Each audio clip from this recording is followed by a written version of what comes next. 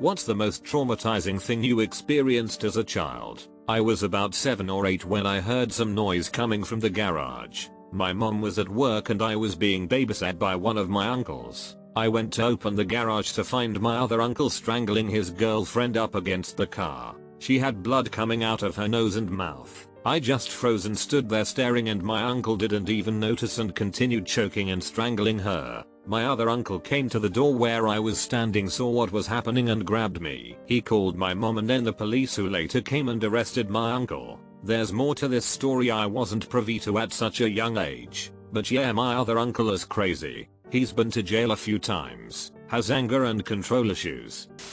Watching my grandpa slowly waste away on our living room couch. He had a paraganglioma on his pancreas, and there was nothing, especially in 1980, that could be done for him. I was 4, and he was my favorite person, and I couldn't sit with him, or hug him, or anything. I miss him even after 40 years. Either that or my best friend dying over Christmas break in 1988. I miss her too. I pretty much hated everything after that. I saw our neighbor's collie killed by a driver speeding through the neighborhood. As a young boy, it had real impact because I loved her, and it hurt when he stuck his head out the driver's door window, grinned, and just sped off, leaving the dog dead in the road and me, a kid, in tears. As I once commented, how anyone could be so callous and cruel was beyond my imagination. I came here for a similar story. I was 12 and sat down at the edge of a sidewalk to pet a cat crossing the road. I lived on a very quiet but wide street. Even if a car drove by, there would have been a lot of room, as I was in an area reserved for parallel parking. No cars were parked though. All of a sudden a big red car sped up and swerved to hit the cat. It missed me by inches, and instantly killed the cat. It was decades ago, and I still think about it often.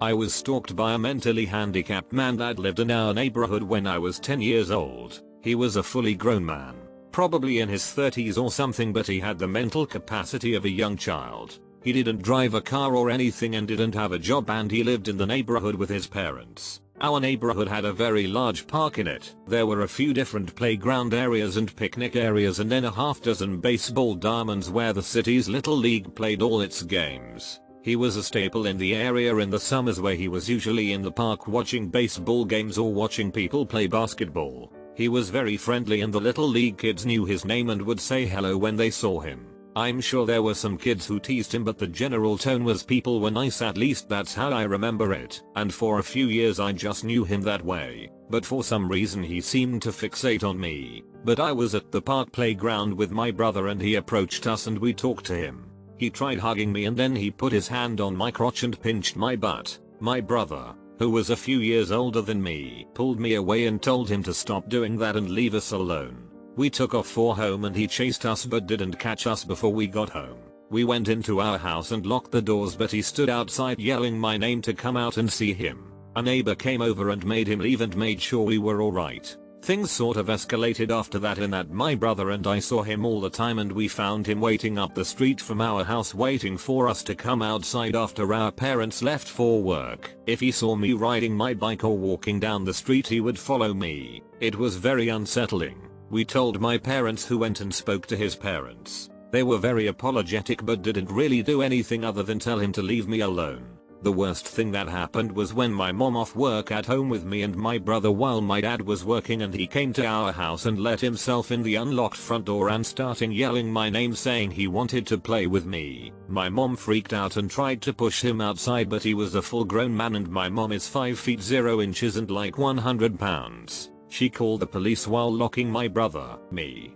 and her in her bedroom. The police came and hauled him away. His parents put their house on the market and they moved away shortly after. I didn't know this at the time, but my dad said that he and my mom agreed to drop any charges against him as long as they promised to move away. I had a really normal, loving childhood except for that traumatic event.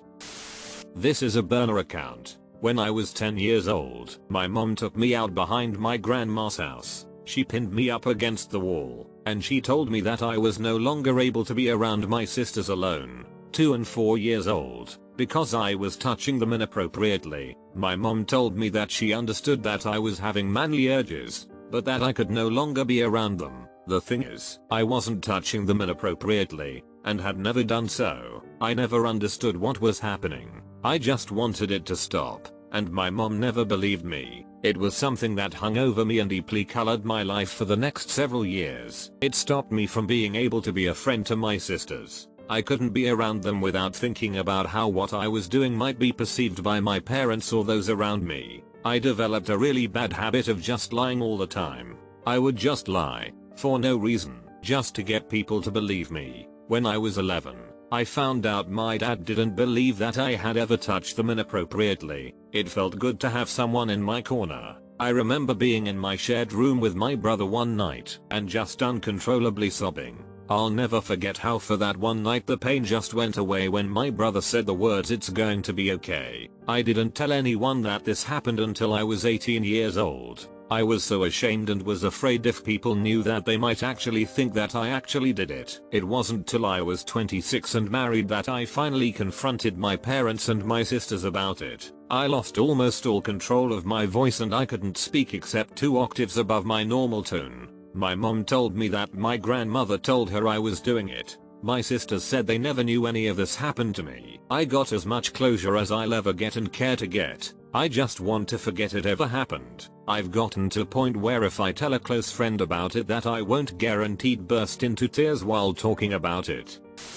Probably my parents break up. I was playing Peggle on my dad's computer and my mom was coming back from the store. I don't know why this happened really, but when my mom got home I ran to open the door and she threw a Coke can at my head and it busted. Then my dad and mom yelled at each other for a while and they went to fight in the bedroom. I remember seeing my dad slam her against the bed and choke her till she turned red, and eventually my grandma yelling in the background convinced him to stop. My mom left, got in her car, and floored it down the road running into mailboxes and things. I remember crying for a long time in the bathroom, and then my mom came back a few hours later and demanded that I go with her. I don't remember the next few years after this. My mom was helping me with my homework in kindergarten. I needed to identify letters. Eventually we got to lowercase, which I couldn't identify, because in that typeface lowercase is different from how I had been taught to write that letter. My mother must have had a bad day, or maybe she really didn't like helping me. Rather than correcting me, she just told me to identify the letter, and she got more and more frustrated as I failed to answer correctly. She began screaming at me, saying that I was being stupid on purpose and that she wouldn't accept that one of her children could be this dumb. Eventually she grabbed me by the neck and choked me as she slammed me into the wall and continued screaming at me. Things started going black, but she released me before I lost consciousness and I collapsed to the ground. She yelled at me more and pinched my ear hard, pulling me up by the ear and forcing me back into the chair. She told me to finish my homework by myself and left. I didn't ask her for help on my homework again. Unfortunately, the work my school gave me in elementary school pretty much required adult supervision, so I just do as much as I could and lie if my mom asked. This of course made my grades suffer. My grades recovered around grade 7, because I had taught myself to study and didn't need adult help. She choked me like that on several occasions, because she really didn't need a reason to be violent. At some point I realized that she never touched my brothers. She stopped once I had grown to be taller than her at around the age of 13. Then if she was angry she'd scream at me, and threaten to call the police and tell them that I attacked her. I made a previous post, but I have a follow-up traumatic event as well. My dad died before my 2nd birthday while being held up at a gas station robbery. My mom told me he was shot in the head when I was 8 years old. This was also the first time I found out my current dad wasn't my really dad. When I was in 6th grade, my mom showed me this suitcase that contained a few of my real dad's old belongings, such as letters, his clothes, eyeglasses, etc, etc. She then showed me an envelope which had pictures from my dad's death crime scene. She actually showed me the photos of my dad shot in the head, brains blown out and everything as a 6th grader.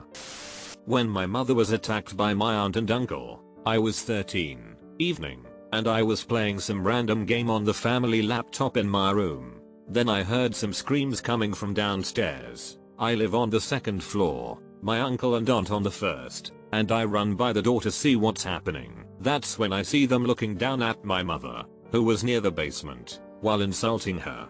Damn. I still remember her screams. and at that moment it seemed so surreal I thought it was some absolutely horrifying dream. I ran downstairs and hugged my mother, and that's when my aunt attacked her again, kicking and pulling her hair, while I was still hugging her. What makes it worse, they are criminals who stole us money we needed for my sick grandpa, insulted my family on numerous occasions before that. After the attack in my mother, my grandma almost had a stroke and my father is already sick, and has been that way for many years. A year and a half has passed, and we still didn't go to court. It's scary to live right beside them, and they still find all the ways to piss us off. A pretty long rant, but I needed it. I still live and happy life though. I try to see the positive stuff. I crawled through the window at my cousin's house in Kentucky after a week of not being able to reach him by phone at all. Me and my mom went up to his house to check on him. I had to climb through the window because we knew he was home and I was small enough to get through pretty easily. I was 16 at the time when this happened, so after getting into the house it was obvious very quickly something was off due to the smell. I walked through the house till I came upon his bedroom where he had put a .357 in his mouth and underdeed sitting on the edge of his bed. I still have moments to this day almost 20 years later where I smell that same smell, and at times I wake up from terrible nightmares of walking in on it right after, or walking in and him sitting up asking me why headless. This is something I still have issues with. I apologize that this was so long and very dark. I kept this as detail free as possible and still convey what happened. I actually don't remember the event much, but when I was really young, 6 years old, I was playing outside and I heard a woman screaming. I was curious, so I went across the street to see a bunch of smoke coming out of the cracks in the front door. Didn't see any flames initially, so I didn't put two and two together right away. My dad saw me across the street in the driveway just staring at the house, and when he investigated what I was doing he realized the house was on fire.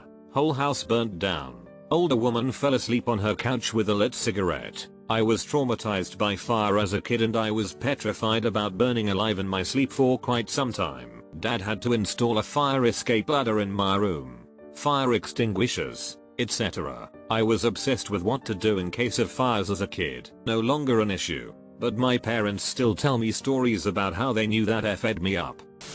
When I was really little, my dad accused me of something, which I denied. Then he beat me until I told him what he wanted to hear. Then because I changed my story, he hit me some more for lying. Then mom got home and he told her that he caught me lying so she should never trust me again. She took that order seriously, which led to many more beatings down the road. I don't remember what the thing he accused me of was. I may not even have understood it at the time. Because of the rule though, I remember that day.